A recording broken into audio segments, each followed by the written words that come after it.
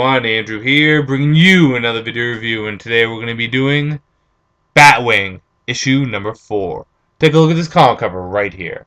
Now, issue number 4 is kind of a different issue from the previous 3 issues because while the previous 3 issues have dealt heavily with the story arc that's going on right now, which is Massacre, this evil bad guy with a machete going around killing these retired superheroes known as the Kingdom, and Batwing trying to stop him because he's, well, killing's bad.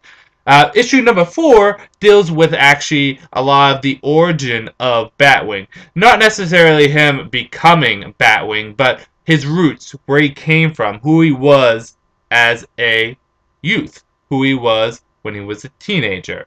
And, well, Batwing was not necessarily always a good person. Our good friend Dave, who is Batwing's real name, him and his brother were actually abducted when they were kids by a warlord. Again, we're in Africa, and, well, warlords are very, very prevalent. And they were trained by him, and quickly they became his best men. Even though they were no older than 14 years or 15 years old, they became his best men. They would do anything for him. They could get in and out of places without being detected. They would kill no problem. And they would do it like that for this warlord. But problems arose when the warlord was tracking down one of his enemies. And his enemies were hiding in a village with women and children and innocent people. And David said that him and his brother could go in there, find the bad guy, well, the bad guy for the warlord, his enemy, and bring him out and, well, kill him, or just kill him there. However, the warlord didn't want to take that risk, and he decides to open fire on the village anyways. So we get to see exactly what Dave's reaction to this is, and how it helped shape him into the hero, Batwing. I'm not going to reveal too much on the second half of the origin, because I want to leave that for you guys to read. So, let's get into the good, the bad, and whether or not you should get it. Good. Well, boy, does this flesh out Dave as a character, Batwing as a character, a lot more. This gives us a bit more information on him when he's younger. Why he does what he does. Who he was before he was Batwing, give us information on his brother, and really kind of shows more on why his personality is the way it is.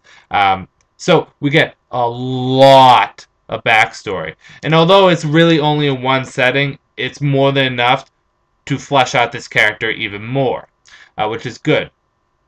The art is good too. It feels like there was a different artist on this, and I could be wrong, I'm not sure. But it felt like there was a different artist on this. Don't know, but the art was good. Bad. Well, it kind of feels as though this is an awkward place to put an origin story.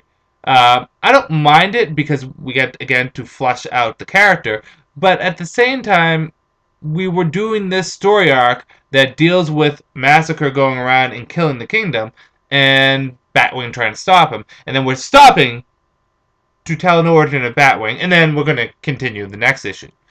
I'm not so much complaining, and I don't know if it necessarily is bad towards the issue itself, but it kind of changes the pace a bit of the comic.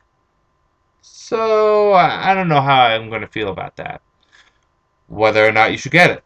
Batwing issue number 4 is a good issue. It's not quite as good as issues 1 through 3, which were really good issues, but it does give us a lot of information on the origin of Batwing. I'm going to give this a 4 out of 5 stars. It's not going to be for everyone, but I do recommend people who have been enjoying the Batwing series to pick it up anyways, because like I said, it will flesh out the character a little bit more. But yeah, I did enjoy this. It wasn't quite as good as the previous issues, but still good, and I do recommend it. So with that said, this is Andrew saying, peace out for now.